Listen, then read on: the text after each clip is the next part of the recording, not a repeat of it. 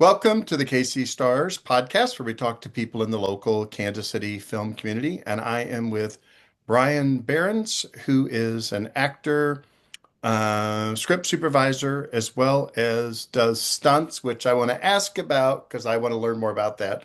Brian, if I can Yeah, have you introduce yourself, sir. yeah, that's me. I'm Brian Berrens. I've been an actor in the Kansas City scene about 20 years. Originally as a stage actor, my degree is in theater from Baker University, and I've been working with Robbie Lopez at Crude Comic Cinema for the past four-ish years, off and on. A lot of independent horror film and one family feature. Excellent. One for your kids. Yeah, well, it'll be interesting. I play a teenager. Oh, wow. You were three teenagers. You did it three times as good as a teenager could have done. No, Yeah, I'll take it. hey, tell me about stunts because I didn't know you really did stunts. I don't know what that Yeah. entails. So I don't know how super official it is. I don't have like a degree in stunts or anything, but we did River Beauty together, and we filmed a pickup after we finished shooting in the Ozarks. Next, about 6 months later, Robbie took me out in the woods for an extra little scene with my character who was running away from the monster. Something to kind of fill in some gaps that were happening in the movie. And he said, I trust you to do your own stunts if you're comfortable. I said, yep, totally. And I just came up with this sequence where it was a funny story actually. So first we kind of set up and he kind of gave me this setup. I want you to run down this hill, and don't go in a straight line, zigzag a bit, fall down, maybe dust yourself up, and just go for it, have fun. And so I get there, I'm ready, I'm 150%, and that's kind of my mentality and everything. And I book it down there. I'm hitting tree branches. I fall down this little ravine. I get up and I come over, and Robbie goes, "Dang!" He goes, "That was really great, but I wasn't filming." He hadn't yelled action yet?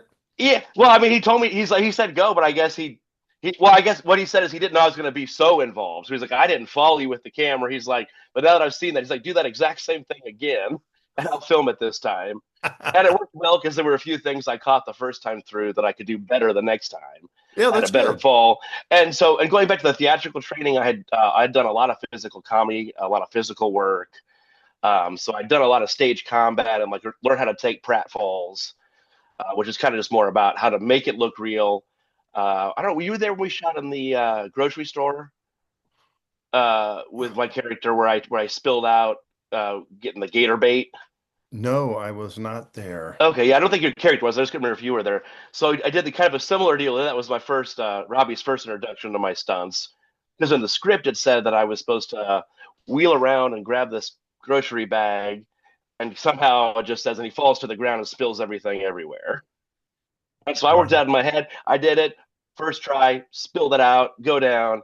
And her hobby goes, man, that was awesome, but you just dropped right out of frame. he goes, Oh actually, no. it's actually kind of comical. He's like, you grab that bag and just whoop right down out of frame. And he goes, Wow. you don't have to hit. And everybody, of course, was worried. Are you hurt? Are you okay? And I was like, no, that's acting. Where did That's a where did you pratfall. film it? Just down the street from the studio. Oh, There was okay, like a okay. Dollar General or something down there. Oh wow, they let us film there. That's pretty impressive. Yeah, that was with Eddie Munster. Eddie Munster. Yeah, I didn't have any scenes. The The only time I saw him, Did you come for lunch? Maybe. well, no, I saw him at Grandview at the hardware store. Yeah, yeah. That's And that's. yeah, so I was there for lunch because we filmed a totally different scene at a Mexican restaurant, the breakfast scene with the yucky looking food. I was in Yep, I remember. that. I And remember then that. the I was there next for scene that. was Butch Patrick, who's Eddie Munster. That was the next scene. So I just went and watched. My big role in that dinner or that restaurant scene was cueing the stranger from outside to come in at the Yeah. right time. Come in, come in. Now's the Yeah. time. That was great. So I have truly enjoyed doing Robbie's movies. it's great. It's like a nice. It is a lot of work. It can be very physical. It can be demanding, but everybody's kind of got a go getter attitude. I feel like it gives me a lot of. I feel like a lot of ownership over the finished product because of how much blood, sweat, and tears we put into it. Yeah. and meeting some great actors. I met you on River Beauty, the first film I did with Robbie, Yeah. and it's been a budding friendship ever since, up until That's the old right. house just recently. We're Well, still how, working together. yeah, you've actually you've sat right where I'm sitting right now. So you've Yeah. been there. Um, hey, so how did you get started in, like, I know you went to Baker University. Mhm. You're a nice Olathe guy. Yeah, You're yeah, there from Johnson County. Um, yeah. but after you did theater and stuff in college, you took a few years off. Like, how Yeah, did you about get started almost with a Robbie? decade. Yeah, so trying to think what year. So my son is now 15, and when he was not born yet, but coming, was when I was kind of like, man, I can't keep doing this. When you're acting in the theater, it's a lot of independent contracting, basically. You got a gig for maybe with rehearsals on the show a month, month and a half, 2 months. Some shows will pay you for rehearsals. Some shows will just pay you for the show. So it's kind of a Mhm. hodgepodge and not real stable. And so that was the time where I was like, I need to start like thinking about a career, something else outside of the theater, like making some real money. And Right. so that's when I bowed out. I bounced around some retail jobs. I've been with the Johnson County Library now about 15 years. So I ended up settling there. I'm currently working in IT for them. And it was about 5 years ago, I think in the middle of COVID, I was just getting kind of stir crazy at home. I was kind of feeling a little bit of soul pain. I think acting, performing, entertaining is in my blood. It's something I was born to do. I remember being a kid and doing like Michael Jackson lip syncs for my mom at like 5 years old. It's just like I was always kind of life of the family reunions. It was always like, oh, Brian will entertain us. So I think that was always there. And so all that time away to try and like ignore that side of myself just eventually took a toll. So I started just getting online, looking around at places, came into I think it's the Kansas City Filmmakers group on Facebook, is where I saw Robbie with a post looking like a general casting call for, wasn't Strange Toys before that, Cold of Blood. And it was, he just, if you're interested, send me a headshot resume and kind of go from there. So then I came in and auditioned with him, and it was kind of one of the strangest auditions. I mean, especially as a mainly theater actor, I was not. I came in, I had a little bit of a script he gave me aside that I saw right there in person for the first time, which I'm not opposed to cold readings. I'm used to that. I did the little scene, and he goes, "Awesome." He goes, "Now give me like just about a minute and a half, 2 minute ad lib monologue of something you think your character would say. Go." And so, I mean, I've done improv. I was actually in an improv troupe in college. So, I mean, the improv didn't bother me. It was just kind of like, man, I literally just read this character description. I've read one little snippet of dialogue from this character, but I just had fun and went with it. And I got the usual like, you're great. I'd love to use you. We'll contact you. And it was about a year later. I didn't hear anything on that. Within the next year, I had a stroke. Actually, wild thing. Wow. Don't pop your neck. I was kind of, you go to the chiropractor and tense your neck up and like that. I did that. It tore an artery that folded inwards and created a blood clot, and I lost the left side of my body, and I had to relearn everything.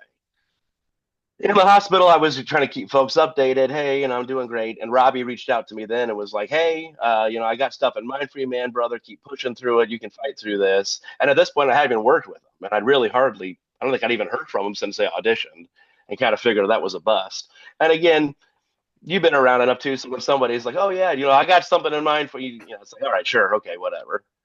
But then once I got out of the hospital, it was like River Beauty. I think was right around the corner from there, and it's just been gangbusters ever since working with it. So it's been a fantastic thing.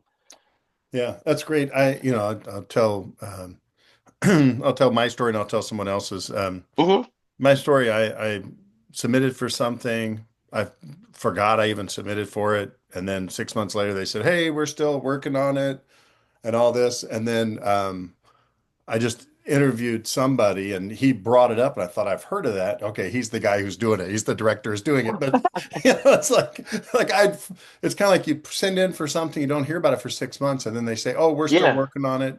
And then you run into the person and they go, "Hey, yeah, I'm still working on it." I'm like, every time I get reminded. But the best Dan Feck story, he auditioned for a part, got it, they sent him the script, they sent everybody stuff.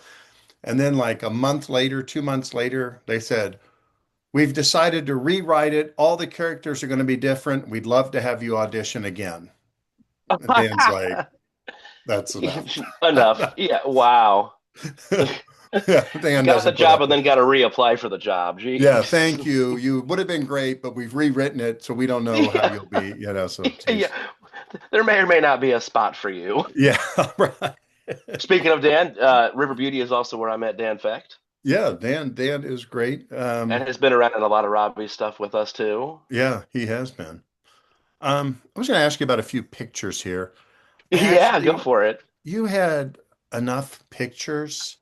I had too many to choose from, so we probably won't. Well, we can talk about them as long as you want. It's Yeah, more than I yeah, had planned on. sure. All right, tell me about this one. All right, that is a poster for Critters All You Can Eat, which is a fan film that Robbie did for Critters.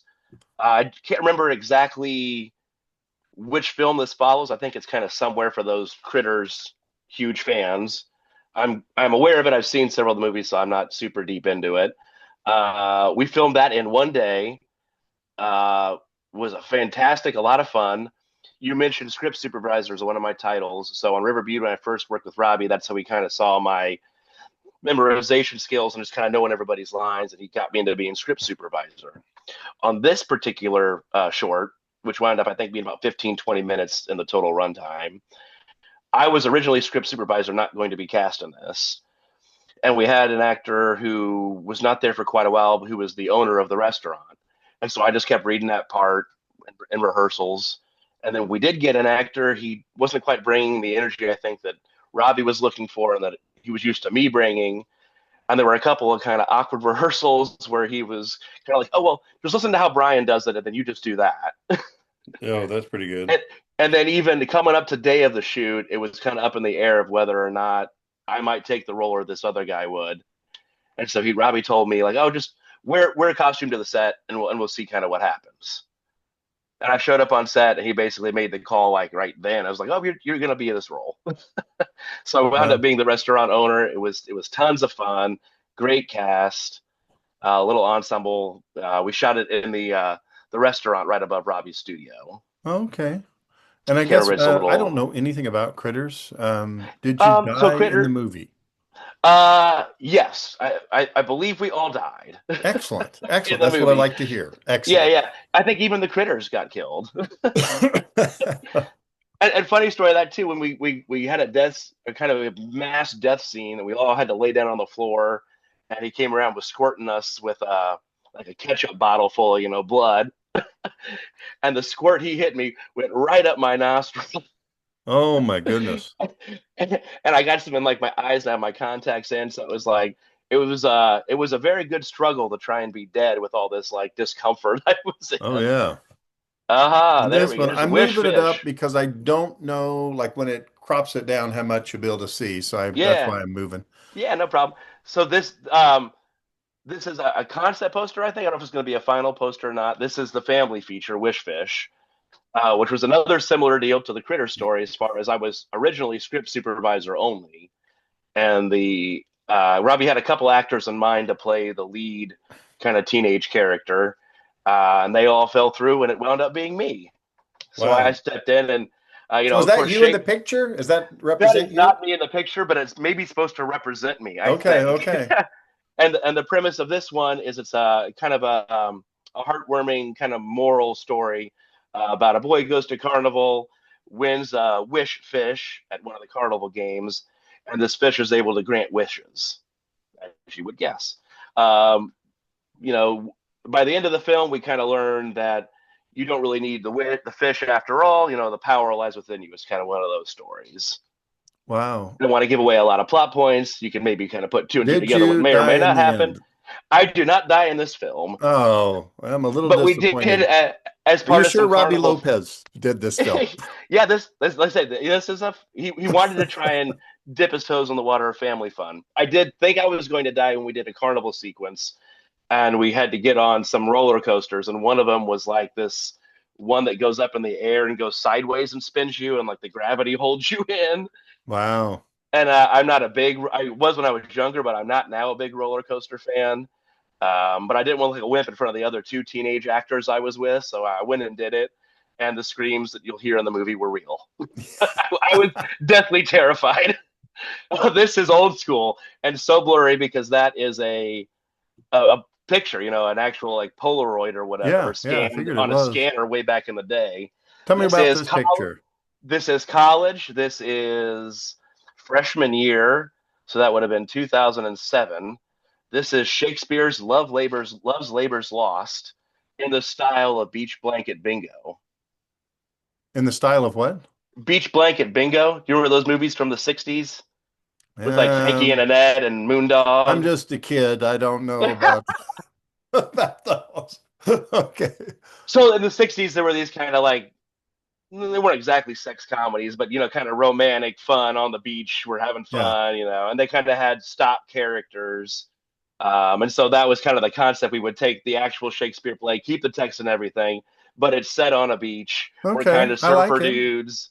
And the funny story about this, so that girl's name was Summer. She was 13, I think, when we did this. She was a local, this was Baldwin City in Baker, and she was a local actress and came in and did it. And then the four girls in the play, the princesses, have a bodyguard who was actually her dad. So like all the time I'm here like trying to like not like get too fresh with her Yeah. at the same time like seeing her dad staring us down like maybe in character, maybe not. So you were 18, 19 in this? I would have been, yeah, about 18, 19 years old. This is before I got contacts, too. My first whole year of college, whenever I acted, they didn't want the glasses, so I acted blind, basically.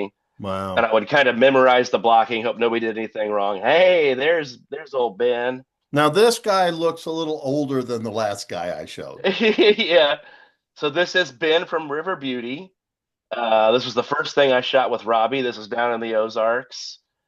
This is, I think, the first night we filmed because we filmed, I think, there 3 days. You were there for just the first day, I think, right? I took that picture. So Did you take that picture? Yeah, yeah, I awesome. took that picture. So yeah, I think I filmed in most of my stuff was filmed in Kansas City.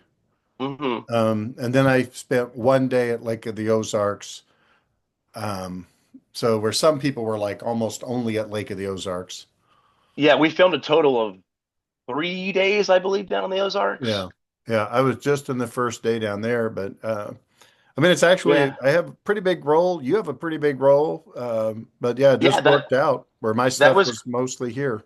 yeah, that was a lot of fun. I feel like our characters really interacted well together, and I think that budding friendship we had kind of helped with that. That's good. That's good. Maybe the I tell camaraderie you, we formed as bathroom zombies might have been a part of that. yeah, we Because were bathroom that zombies. we first it was the Hopefully bathroom someday it'll go zombies. out. It'll make it out. This was 2022, I think September of 2022. So That sounds right. I'm I had really heard hoping River Beauty comes out. I think it's going to be like one of the best things, if not the best thing that he's done. I think it's going to be like Robbie's best magnum movie opus. if Yeah, the yeah, CGI works. I think it'll be really good.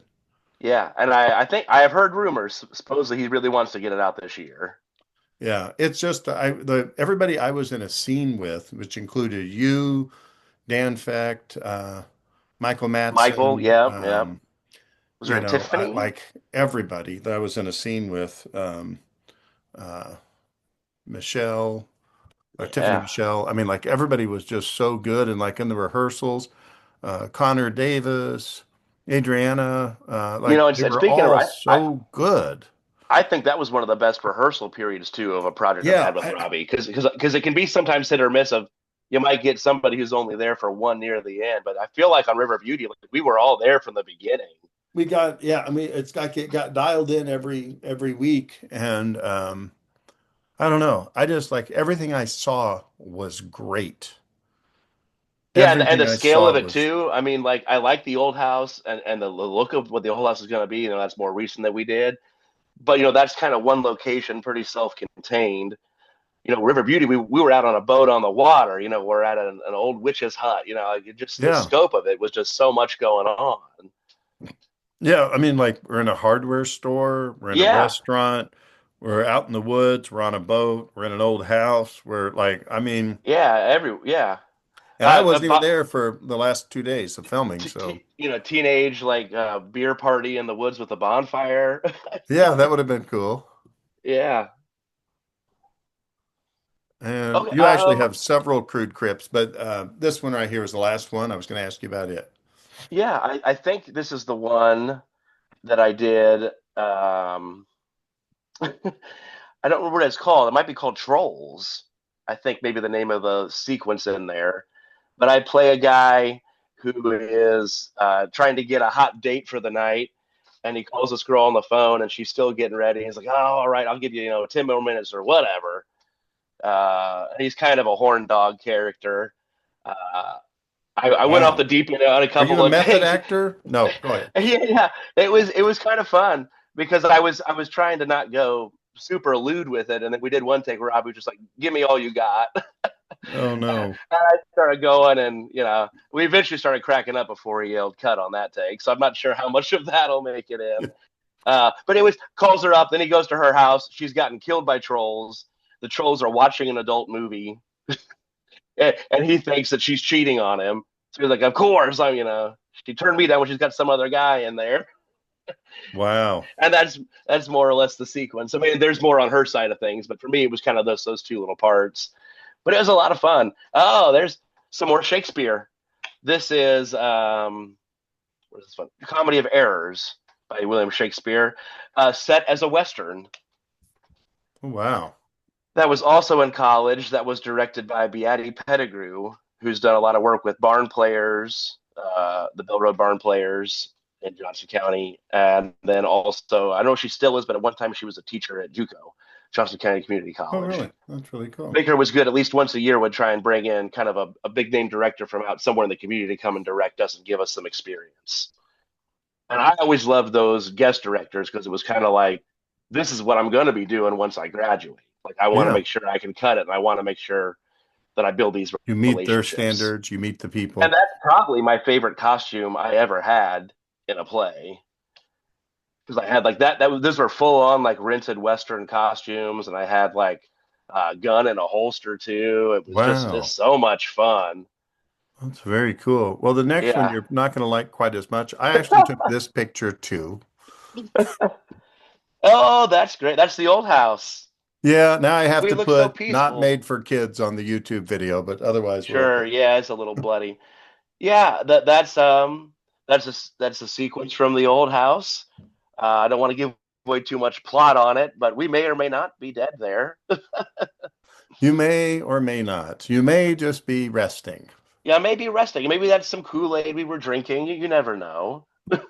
Excellent, excellent, Those are some excellent. great. What a range too. That's awesome. You had a great range of projects. You actually, like I said, I could have done more. I like it when there's Yeah. so much pictures, variety, because you went back to, I don't know when it was, 2006, 2007, like Yeah. all the way up. You had play pictures. You had, there was another play. It looked like The Lion, Witch, and the Wardrobe, I'm guessing. Hmm. When I looked at it, that's what it looked like. Oh, that might have been was like a dog or something in there, It was or like an royalty. animal. I'm shocked that Oh, you weren't oh. royalty. I think that was called. That was a religious play I did with a company Okay. called Imago Dei, and I don't know if I don't know if it was a biblical story or if it was based on something biblical. I was like a court jester, I think, Well, to that's to the shocking. king. Yeah, That's who would shocking. imagine? Who would imagine I'd be a jester? Those dirty rats, you should have been royalty. I should have been. You're And, even and wearing that a company little. Imago, Oh, go ahead. I Sorry. was gonna say that company Imago Dei is actually how I met my wife. Oh, wow. We both did a show, The Importance of Being Earnest, together for Imago Dei, and she was Gwendolyn and I was Jack, and we played romantic interests in the play, and that Excellent. kind of started a little something there. And it was about a year later after we did another show together where we played Adam and Eve that we kind of began dating, and here we are. We've been Wow. married. Were you Adam or Eve? Just out of curiosity. Well, I was No. Adam. So does she still We've actually played Adam and Eve twice together really? in two different shows. Yeah, we did one Wow. show that was a whole kind of like different stories from the Bible. And that was the first time we played Adam and Eve. And the second time was based on a writing that Mark Twain did, kind of about Adam and Eve. Wow. And that one I actually played Mark Twain and then also Adam and Eve, or Adam. She played Eve. That's I very fumbled cool. my way through trying to do a Samuel Clemens accent. I could not do it again now. I listened to a lot of tapes and was like, hopefully this won't sound terrible. Yeah, that's amusing. So Yeah. does your wife still do acting? No, she's kind of given up on that. She actually had gone to New York for a bit when we first were dating to just try and see. And I'd kind of told her at the time too, and she was already thinking this, that like, you have to go and try if you want. Otherwise, you'll always kind of regret not trying. And it just didn't pan out. Then I think that's kind of part of what made her realize, like, hey, maybe this just isn't for me anymore. Yeah. And she works at the library now too. She worked at the new theater restaurant for a long time. Oh, But she's been at the library now, gosh, between 5 and 10 years probably.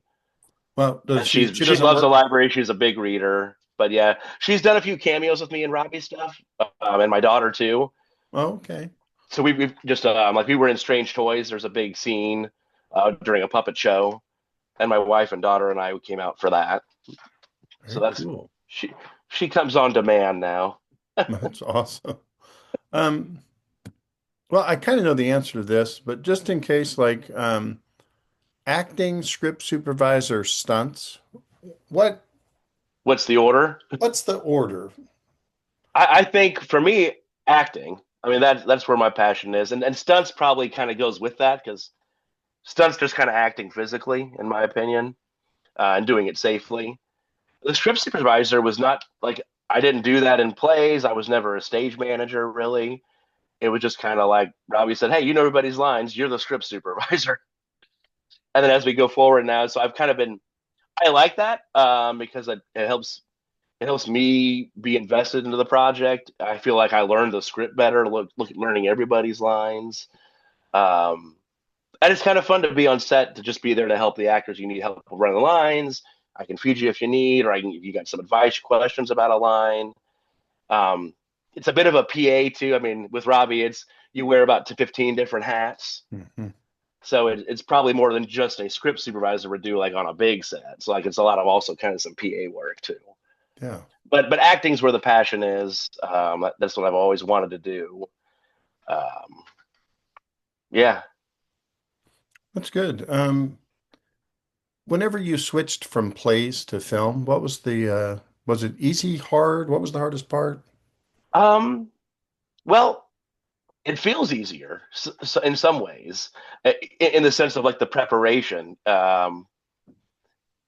I feel like when I did theater, you only get kind of the one chance. You got your or three performances, how many performances you got. So you got to really get everything nailed down, be ready to go. And not that you can be laissez-faire in a film, but you screw it up on a film, okay, we'll reshoot that real quick. You get another chance. Um, and also being in the moment feels a little easier. When you're rehearsing so much for a play, like I said, you got to have the blocking down, the lines down.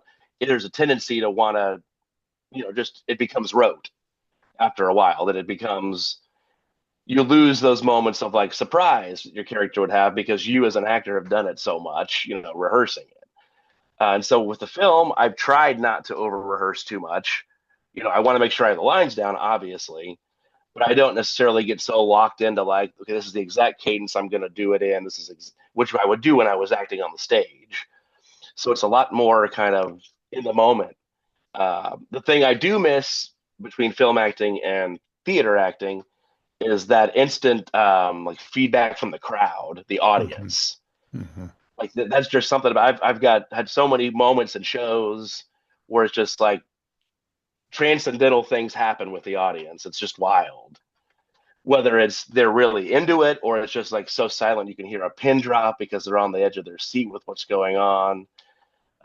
It's a wild experience that film doesn't quite get there for me. Yeah. But I still enjoy it. It's still acting, and that's what I love. So at the end of the day, it's still acting.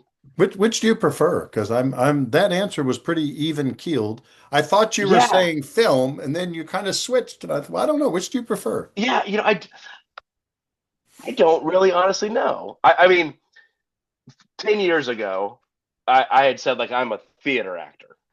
Like I had no interest in film. I never thought I would do a film, and mainly for that impersonality of it, that feeling of like I like feeling the crowd. I like building something in this room that exists in a moment and then goes away. Like that was really appealing to me. But now doing the film, like I love the experience of doing it. I love those moments kind of in between a take when you're kind of cutting loose just for a second, and those things don't happen in the middle of a play. You're pretty much like on alert during a performance of a play. Like if you're messing with somebody backstage and you're making a joke, they miss their entrance, you just screwed up the whole dang play. You can't just yell cut. We're gonna try that again. Yeah. So honestly, I'm not sure if I could pick. I'm leaning towards film right now, but that's only because I've done that way more recently, and I've not been on a stage in probably 10 to 15 years. I did audition for one play about a year and a half ago and didn't do it, didn't get in, and that kind of I don't know, didn't completely scare me off. It was kind of like, oh man, that's a big bummer. I forgot that you don't just get every role you go out for. That's one thing that I have not forgotten. Yeah. And it hurt too because I was kind of being choosy. So like the play that I went out for, I really liked the script. I like it was going to be a new show that had never been performed before, and the playwright was going to direct it. And so like I kind of built it up too much, I guess, in my head is what I'm saying to like forget that like oh yeah, a lot of what we do as actors is being rejected. Yeah, yeah, it's so funny. I had somebody else on here who was talking about the KC Fringe Festival, Mm-hmm. and her and her best friend, it's Lauren Smith, her and her best friend submitted these things to the Fringe Festival, and they started practicing, and they wrote it, and they're like planning to be in it. And then they somehow found out they got like something, you've been approved to be in it. And they're like, we just thought we were in it. We've been preparing. Like she thought, she's like, I didn't realize That you that I actually had was to, waiting on an approval. I yeah. just, we're going to be in the Fringe Festival. Well, I'm glad that had a happy ending because when you started that, I worried you were going to be the opposite ending, and they Yeah, found out they yeah, weren't in right. it. I was like, oh man, that's a bummer. Yeah, then they find Ironic. out they got in it, like you've been approved and all this, and she was so funny. She's like, I just thought we were going to be in it. We sent in our idea and we thought, okay, we now we're in it. We'll just find out when. But I don't You know. mentioned the French. The last show I did was for the French Festival, Really, I loved probably it. Yeah. 2010 ish. I don't know what year it was, I but it went and was saw it quite a while ago. It was last called year. It was Worth. fantastic. Oh, there's some great stuff. My wife Absolutely had fantastic. acted in the past too. It's just such a great opportunity for for actors, playwrights, everybody. Because I mean, you got so much going on throughout it. So many shows, so many venues. It's great. Yeah. Hey, what advice would you give to a film actor, since we're the Yep. KC stars about film acting? What advice would you give to a film actor, like somebody who's never done it before, and they're like, I don't know anything, but I want to act. Well, if you've got zero acting and you're just like, I just want to be in a film, and I'm Joe Q Public or whatever, Trust me, they're Uh, there. yeah. I think the biggest thing I did like throughout my entire life, and I still do, is just to watch film. To see to see the genres that are out there, see what's good. If you know what makes a good film for you, you're kind of already on the right track of like, okay, if I do that, then it's going to look, and a variety of films. I love watching everything from silent film, like up to modern films. Um, and I think that's the physicality in me why I like the silent film. I also love Jim Varney. So I love any kind of physical comedy, Slap Three Stooges. But I think watching film is a good starting point. I think I don't do this, but I think it would be good advice. Would be to watch yourself back. I'm someone that I hate watching myself for the most part. Like I have a difficult time. We had some plays that were taped. Like I would watch them once, and be like I'm never watching this again. I'm a very harsh critic of myself, and that kind of is why I said in the theater I liked things that existed and then disappeared. because it was kind of cool to build it, but I didn't want to like necessarily be reminded of it. But Wow. I think it suits, or even to say lines out loud to practice. If you're trying to learn a monologue, it's great if you want to keep it in your head to get the memorization. But at some point, you've got to get it out and start saying it aloud. And it wouldn't hurt to record yourself either with like a tape recorder, audio recorder, so you can again hear back. What we hear ourselves saying is not necessarily what everybody else hears. We're cultured or conditioned to hear what we think we sound like. 99% of the time, it's not. I've heard my voice back sometimes, like, man, I can't believe I sounded like that. Yeah. Well, And so, how do you and learn learning your to play with lines? your voice. How How do do I you learn my learn the lines? line? Yeah. Um, it kind of depends. I mean, if they're small lines, it's usually pretty easy to pick up, and especially doing a movie, like I can kind of. Thankfully, I'm blessed with a good memory right now. Another 10 years, it may be starting to go by the wayside. But if it's just like one lines of dialogue, kind of off and on in a scene with one person, like we're having a scene, I can probably get my lines down pretty quick. If it's a big monologue where I've got paragraphs of stuff I've got to say, I always kind of thought of it like Larry Bird shooting basketball. And I always had heard that he would tell himself he's going to shoot 100 shots. This was a story. I don't know if it's true of Larry Bird, but it's what I heard and what I kept going. And if he missed one of those shots, he started back over until he got 100. It wasn't like, oh, I missed one. Okay. Kept going. And so when I memorize, I will start at the top of the dialogue, the monologue, and just, at first just try and memorize it. And once I'm ready to start going through it, thinking I got it, I do that. I go through it all. And as soon as I make a mistake, screw it, back to the top. Keep going, maybe get a little further, make a mistake. All right, back to the top. If it's super long, I might break it down into smaller chunks and do kind of that, and then start adding the chunks together as opposed to one long page. But it's just a lot of practice. And then eventually I might get my wife into to try and make you watch it and make sure, because there's a difference between having the safety of your lines there and you're memorizing it, but you can always look down if you need to cheat, versus like you don't even have anything on, you just got to know it. Well, I know it's harder to act with the paper in your hands. When you're Mm-hmm. looking down, it's just so much harder when you're looking down. Then you have to look up and say your lines and then look down. Like it just changes everything. Yeah, and I think if you can also, while you're memorizing lines or thinking about your lines, take note of the stage directions around the line. That's helpful too, because that can help be a catalyst for that line when you get to the performance. If it's Kyle coughs and I say excuse me, if all I'm memorizing is excuse me, I might not know when excuse me goes. But if I Mhm. know that it comes when you cough, then your cough can remind me of that line when I get there. I can make that connection. Yeah, and you're welcome for Or that prompt. So you're yeah, welcome. yeah, Yes. awesome. And even if it's not written stage direction, you may think about what your character's doing during the line. Are they making a gesture? Are they sitting still? Probably you're doing something. And again, that can help feed those lines, especially in a monologue that's real long. Do you stop to pause and think about something before you go on to the next thought? And finding the beats. So you're not all monotone. Is there a build?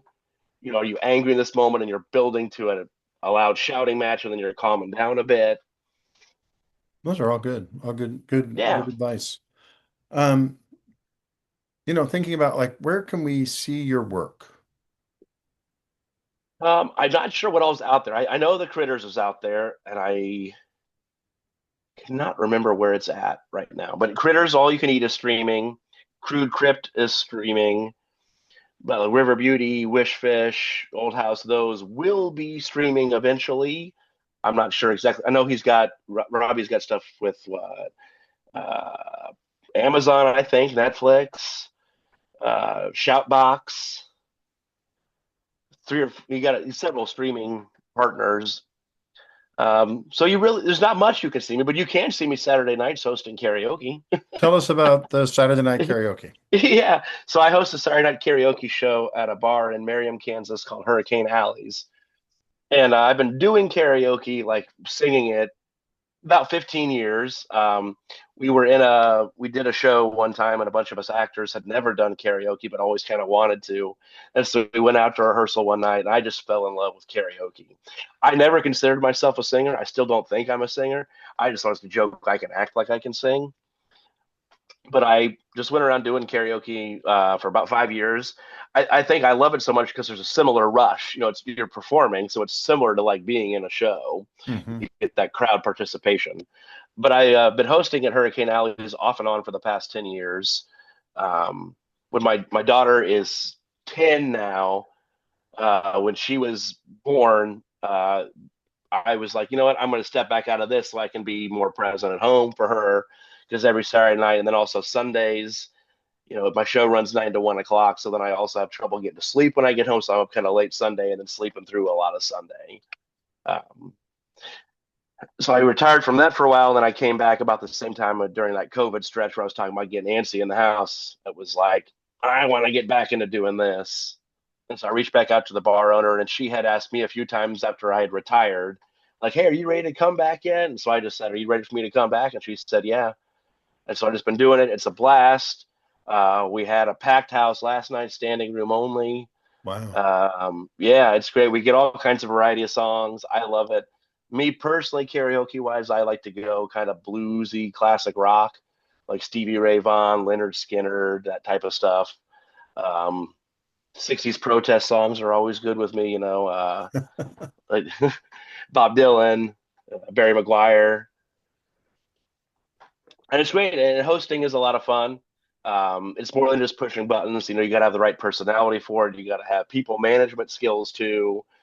And my number one rule is just I run the show how I would want it to be run if I was sitting in the audience. That's So awesome. I don't take dance breaks. I rock to as many singers as I can, make everybody sound like $1,000,000, and I'm complimentary to everybody. I'm pretty welcoming, and I feel like the crowds that have grown around that are the same way. Like I've never heard anybody get booed ever. Just everybody is just so enthusiastic for everybody else and welcoming, and it's great I because could it can see be you doing intimidating. fantastic. Your personality, you would be fantastic at that. You would do great. Yeah, it's a blast. Hey, We got totally. good. Oh, go ahead. Oh, no, go ahead. Finish what you're going to say. Oh, Sorry. I'm just gonna say that we got to go out a couple times doing the old house there Yeah, yeah. for karaoke. That was great. I was there for one of those. Yeah, we went the second time. Ron came the second time with us, Very so that cool. was fun. Yeah. Very cool. Have you ever lived in the Missouri side, or are you just a nice Kansas Johnson County fella? Well, yeah. Not on Missouri side, no. So Okay, yeah, okay. I grew up 160th and Quivira, right next to JUCO.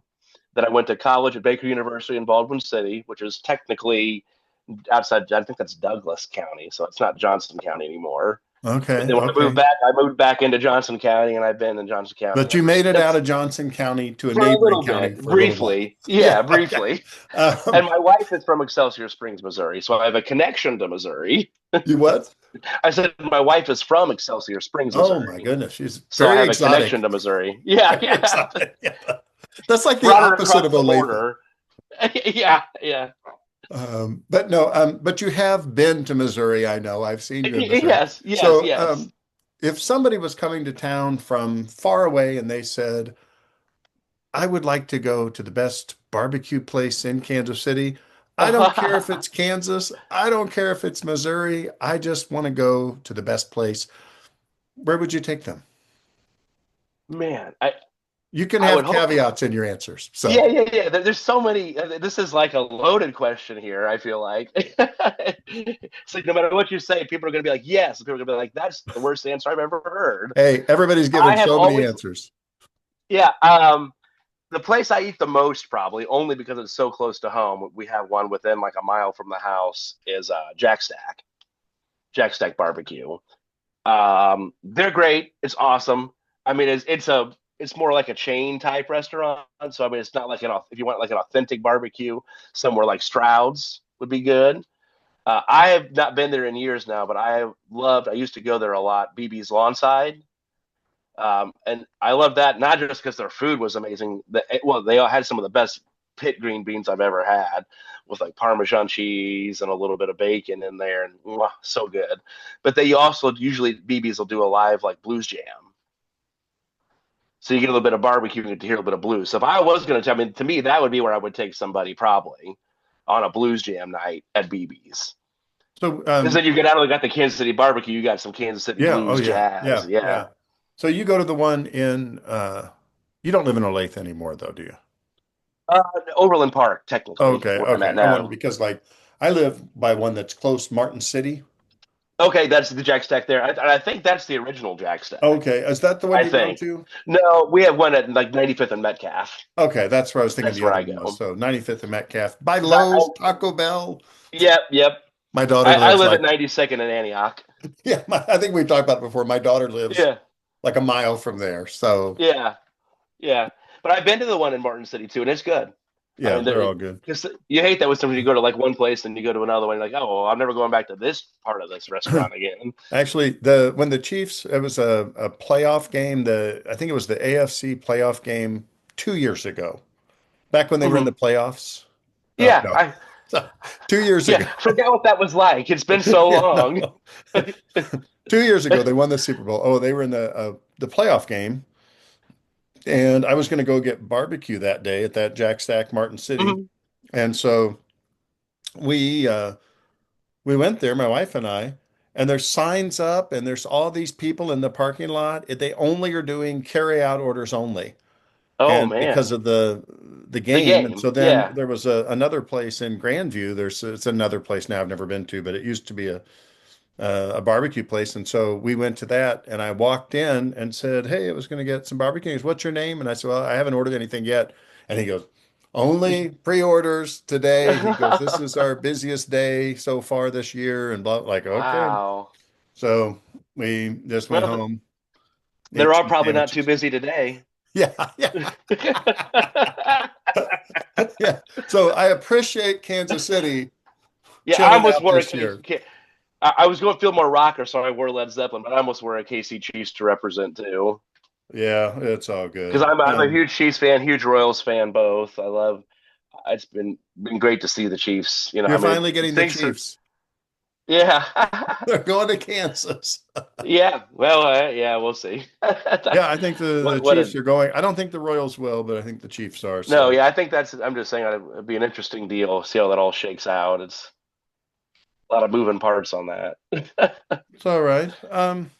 What do you think makes you good at acting? If you think you're good at acting, what do you think makes you good at it? Ooh.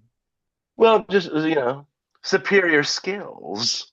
No, What do you think some no, makes somebody else good at no, acting? What I makes think people? passion. I think passion is what makes me good at acting. I think passion, and I think I've also got a pretty strong empathic streak. So I think it's kind of easy for me to relate to a character, to kind of be somebody else, to say this is how they would be, um, or even if I have some elements of myself that I can draw on. Like I remember way back in college, I did a. Do you know the movie Gaslight with Vincent Price? Yeah. It was originally a play called Angel Street, and we did that show in college, and I played that the part of Vincent Price, or the character he played. It's kind of a villainous character, and I'm not really a villainous person, but I gave an interview back then on a college TV station and talking about it. And I said, even though I've not done the things that he has done, I've made mistakes. I've done things that are more, bad. So I have experiences I can draw on to kind of amp up and put into this character. It's awesome. And that kind of thing comes easy to me. I talked about the memorization earlier. I think that's good because I think that can be a stumbling block for a lot of actors. Hmm. That if you can't remember the lines, then everything else pretty much falls apart. It's hard to have a complete performance if you're always thinking of the next line. I see actors too that when someone else is talking, you can tell they're sitting there thinking, "Oh, what am I saying next?" And it's like now you've lost your chance to react and be a part of this big thing. So the memorization, thankfully, is a blessing for me that it comes fairly easily to me. I try not to take it for granted. Yeah. Have you ever thought And like, about and like writing? I have. I used to write poetry. Um, I started off originally writing Shakespearean sonnets, so like a specific kind of rhyming structure, and Yeah. that was kind of um, to woo my first girlfriend in high school. Wow. Did it work? Well, she went out with me. It didn't last very long, and I don't Okay, think so any you were amount of good enough poetry. to get a first date. Yeah, I don't think any amount of poetry was going to save that relationship. There's only one way to find out. Yeah, but then I kind of got into more free form poetry. There might be some rhymes, but it wasn't as rigid as like these Shakespearean sonnets that also would be like, like I would have lines like my heart burns like Hephaestus' fire. I'd have these like Greek sounding. It was so That's ridiculous. awesome. But then it just became like, almost free form writing. Well, I've I've thought always thought about, about writing a book. I've joked with many different book ideas. I you've work in a inspired library me. have for a while. I kind of want to write a romance novel, and I want to write it about libraries, and I want to call it Love in the Stacks. I like it. I had an idea for you though.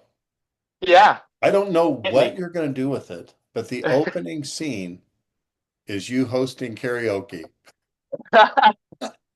You're hosting karaoke and they're showing people playing songs and they're showing everybody around. And then it turns out one of the people there is a murderer, or you go home and you're sad or whatever. I don't know what it's going to Yeah, be, but it's going to be something really good. But it's going to start out. it started at Can you karaoke. imagine? No movies start out like in the middle of the story. Like I love it Yeah, when they do. yeah. In media res, I think that's the term when it starts off in the middle. Yeah, What's I it like called? and in media res, I In think media res. is a Latin term that means like during, Yeah. and they do use that for stories or films like that start with where the action is already going on. Yeah, I like it. And it doesn't have to be a flashback scene. It can be the first scene and then go Yeah, in chronological order, but just start out with yeah, I you. like that. Hey, everybody, good to see you tonight. Yeah, I think maybe even like a song. Maybe a song is finishing, and to like put Yes. those hands together for Kyle singing, "Sweet Home Alabama" by Leonard Skinner. Yeah, that would be great. Oh, well, there's I like your it. I'm idea. gonna mull on that one. I like that. Yeah, there's I'll one give you idea. I just credit think for it'd be really sure. like cool when you talk about it. I could just picture, yeah, it could be in the middle of the song, end of a song, or just start out with you Yeah, talking and then hand it. And then, but it's about something else. But yeah, you could yeah. get away doing like a couple, then like the next week you're there and you're looking around as people are singing for that lady who was just there. Yeah. Yeah, I love it. Could be a ghost story, Yeah, could be a anything. killer story, could be like a weird time travel story, aliens. I mean, Oh you have my so goodness. many Are possibilities. you sure you're not a writer? Maybe the aliens are studying karaoke to see our cultural interaction with one another. Excellent. It's a Japanese word, but these people are speaking English. Yeah, we do not understand.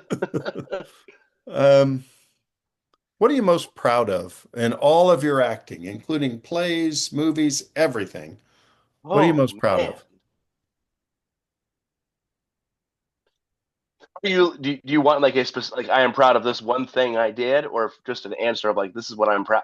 Because I would say generally I think I'm proud of always giving 110% to every role. I don't feel like I've ever phoned in a role, no matter how small. Okay, I like that. Um, and that was, I always wanted to be somebody that a director would look back on and think like I would work with that person again. That person wasn't difficult to work with. That person did whatever I asked of them. Um, I have had instances where I've stood up to directors, some usually on behalf of other cast. Um, so it's not like I'm saying like I will take anything and just lie down and won't talk back. But I try generally not to make it to ruffle any feathers or make any waves. Like I said, if you tell me I need to like Let me word it do different. That's a if great the roll answer. call, yeah, so if the roll calls for a handstand and I didn't know how to do a handstand, I would learn to do a handstand. Yeah, yeah. My next question, which is going to be a sliver of that question, Sure. if kind of like my barbecue question was, someone said, "Hey, we have a video of every play you've been in, and we also have every movie. River Beauty just came out. We have everything. Yeah. Which one should we watch? We're only going to watch one." Or what Oh order should we man. watch them? You know, whatever. It's Eh, like, Yeah, yeah. I would think, and I almost gave this answer what I'm proud of too. I did a show in college called "This Is Our Youth" by I think that's Kenneth Lonergan, but it was a play, and it's a real kind of dark play, heavy themes, set in the '90s, and I played the lead character in that. And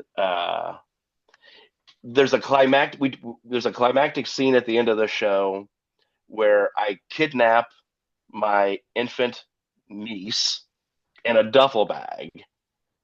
And I've got this duffel bag that I'm carrying around on stage with me. And I'm kind of blackmailing my two friends into giving me some information they've withheld from me. And I'm kind of like, I'm going to hurt this baby if you don't tell me what I want to know. And so, like, wow. stakes are through the roof. And we did that in a like kind of a 3/4, almost theater in the round style with chair in a black box theater. So, already a small, intimate theater, and chairs right up to the edge of the stage. So, almost no division. And I can remember this moment where I had that duffel bag and I'm holding it and yelling back at them who were they're kind of center stage, and I've got the crowds back to me, but there's people like literally right at my back, right at my side, Hmm. and that energy I could feel as I've got this duffel bag and I'm carrying it with the weight of there's something in there, and it's just nothing has ever topped that like rush in my life Wow. that scene would bring on. Um, yeah, so I just loved that show. My only regret with that show was we didn't quite have enough time to fully polish the show. So when we performed it, half of the show was performed, and then half of the show was done as a stage reading. So it kind of like we would do a scene, and then we would sit down and just read out of our scripts for a scene. And I've always wished that we had done the full production and like staged it. Hmm. But like the music was great. We had great cast members. There was some backstage drama with the girl that was the girl that was the romantic interest in that show. We were also doing that Comedy of Errors Western show at the exact same time. So we would like rehearse one and go to the other one and rehearse. And we were the lead, we were romantic partners in both shows. So like I think our tensions got kind of high. And then the other show was kind of a toxic relationship. This is our youth. And I think it just played into that and it just magic happened. Wow. I was like, I don't know that it was ever filmed too. It's like that would be like one thing I would break my rule. I would love to watch that again, Yeah. just because it was just such a fun show. Film wise, I haven't seen it, but I would like to think River Beauty is where to start because that's kind of the start of this my film career, the start of working with Robbie. Um, I feel like I really liked Ben. I liked that character a lot. Like I feel like the camaraderie you mentioned, like everybody you worked with brought everything to the table. It was Like great. I had very few scenes by myself, but everything I was in with everybody else was just like amazing. I remember specifically too, like our little scene on the boat. You know, after you guys find, you got to get him home. Like I just want to go home, please. Calm Like it's down. just the Calm yeah. down. But you kind of you were a gruff sheriff for a lot of it. I feel like with Ben, I feel like you softened with Ben. I could feel that. It wasn't immediate drop, but I could feel there was a little bit different interaction you had with Ben than other people. Yeah, it was good. I think It it's going was, to be a great. I think I it's going to think, be yeah. great. I hope we see it. What if someone were to like cast you in movie theater, Mhm. whatever? Just what type of role? And this is oversimplistic, but like the bad guy, the robber, the bad Yeah. relationship, and you could make it more complex than my question, but Yeah, it's what would just be like your perfect character? what I'd want to do, like what would be my perfect role for me. I think I think kind of an underdog, everyman character is where I would, and I think that's kind of what Ben was a little bit. I think you root for Ben. He's kind of that underdog. He's kind of gets picked on by the hardware store owner. Um, I I kind of played him as a little bit shy, maybe a little socially awkward. And I think those are the characters I like because I think those are the characters everybody wants to root. Everybody wants to root for an underdog. You want to see the person who's been downtrodden win. You want to see that the reversal of fortune.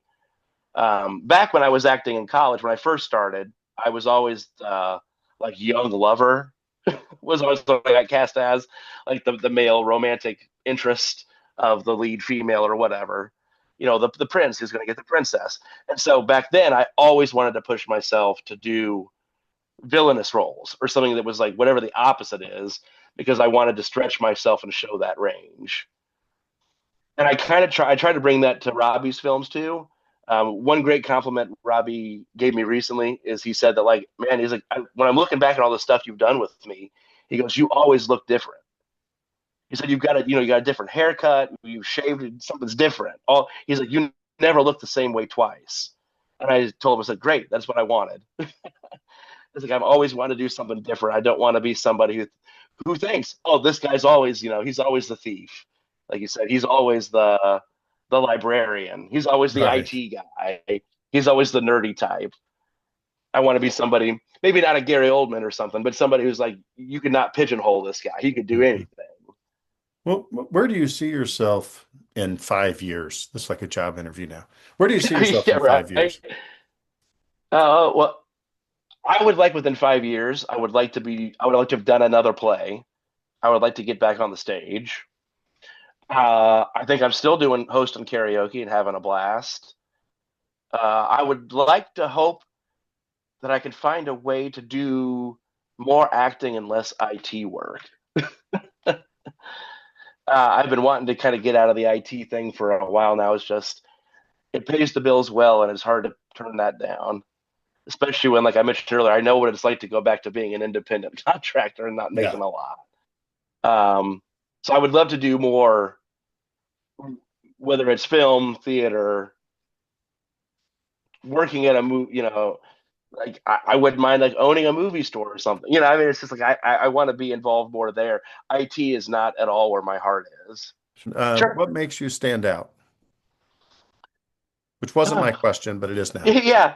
Well, I would like to think work ethic is one thing, and that's kind of a BS answer. I think one thing that I haven't mentioned yet. I think I'm very expressive with my face. I actually played a mute in college in an opera, which was a lot of fun. But that gave me a lot of chance to emote. And I think I do that when I'm singing too, or when I'm hosting. And so I think that is something that makes me stand out. Just how maybe not to a Jim Carrey level, but I feel very emotive. Yeah, that's great. Is there anything you like that you struggled with, like your biggest challenge in film in particular? Hmm. I haven't had a lot of struggles at the moment, um, but I've also worked with one director. So if I had other, I could see some struggles. But and I think if I hadn't had the background in theatrical stage acting, it would be difficult, I think, to just do it. But I think I've been so well trained and prepared that it's it's a lot easier for me to. And you mentioned earlier about having too much and being able to pull back. That you prefer to have a lot to pick from. Acting's the same way too, and especially theater. They've all one of the big rules I've always heard in theater that I got time and time again. It's better to do too much and dial it back than not give enough and be told like, oh, we need more. Hmm. And in theater too, you're acting for the back of the house. You're acting like you got to be kind of big. Yeah. And so I feel like it's almost a walk in the park to then go to film where you don't have to be so big. Hmm. It is a little more. I guess that can be a struggle. I guess I could say that is a little bit of a struggle at times. I mean, I don't remember any specific notes I've gotten, but I could see at times where my acting may want to be bigger and broader than the film needs. Um, but that could be a struggle at times. But Sure. at the same time, I take direction super well, so it's like just tell me to do less, and I'll do less. Yeah. Well, is there anything you wanted to talk about today that I haven't asked you yet? Well, let's start with my mother.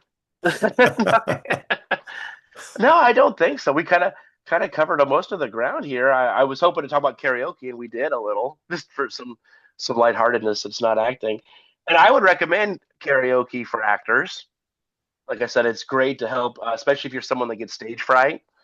Um, I still get stage fright, I was just talking about that last night with another singer, whether it's acting or singing. And like I said, I've done it both of those things for so long now. Um, but I think what suits me well with the stage fright is that I'm not paralyzed by it. I've never gotten to a point where I was like, okay, I can't go on. I can't do this. Because a long time ago, I kind of trained myself to channel that energy, that nervous energy, into my performance of whatever it is. And so, like, it's almost welcome. And some of the worst performances I think I've ever had on stage, probably, I've not really had this happen in film yet, were when I felt over prepared. Like, I didn't get the stage fright. I was like, oh, yeah, I got this. And then I would go out there, and then that's when something would go wrong. Right, right. It was like, I didn't have that. So Yeah. I kind of welcome that stage fright. I like it. It kind of What helps me Sure. get life. What are your thoughts of the day, kind of your final thoughts of the day, or just kind of your words of wisdom to everyone watching? What are your Words of wisdom, thoughts of the day, deep thoughts by Jack Handy. Uh, I think keep pursuing your passion, whatever that is. If it's karaoke, if it's acting on for stage, if it's acting for film, or if it's not even acting, whatever it is in life, I think don't deny your passion, because I did that for a while, and I can tell you it's just not good for your soul. You know, and the sooner you can get to finding a career or pursuing your passion, the better. If you got to do other things to make that work, we've all been there. But at the end of the day, everybody's got something. Everybody's got gifts, and you just got to find out what they are and pursue them. And then I think once you're there, you keep plugging away. And I think having a good attitude is super important. Like I said, I always wanted to be somebody, even at karaoke too. Like everything I've done in life, I want to be the best at. But I also don't want to be an egotistical jerk about it either. I want to be somebody that's easy to work with, that people like to talk to, people get along with. And so I think trying to build those relationships is good advice too. Yeah, absolutely. Um, and another, just life in general, lead your life with love. I say that at my karaoke show almost every night. That's usually how I end my show. I just feel like there sometimes it feels like not enough love in the world. And there, a lot of fear out there, a lot of anything else. I don't want to go too far down into the other tangents, but live your life with love. I think the world would be a better place if we all lived with love. It's a beautiful way to end, and I truly miss seeing you. I'm glad we're going to be doing something soon together. Yeah. March, Uh, right? yeah, I look forward to seeing you about 6, 7 weeks. Yeah, I love it. It's been fantastic, Kyle. I really appreciate this. All right. Thank you. Nice And to and, and know. I love you very much. All right. Thank you, buddy. You too. Take care.